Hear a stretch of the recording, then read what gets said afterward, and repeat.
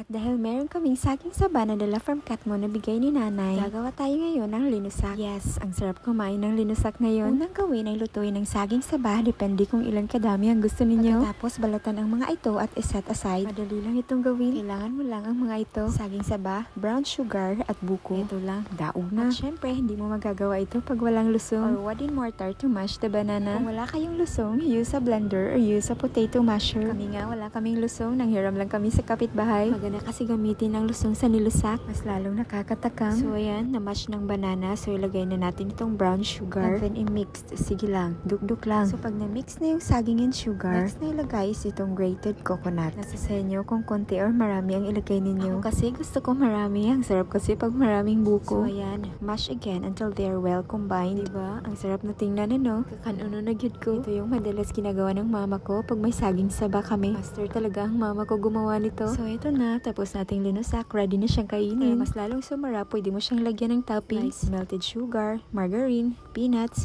condensed, at iba pa. Ako kasi gusto ko ng ganito lang, nang walang toppings. Sarapan ako sa ganito, yung old version na linusak. Sarap kaya. Hali, mga unta. Favorite ko talaga to. Plus parisan ng buko juice. Ay nako, perfect ang snack.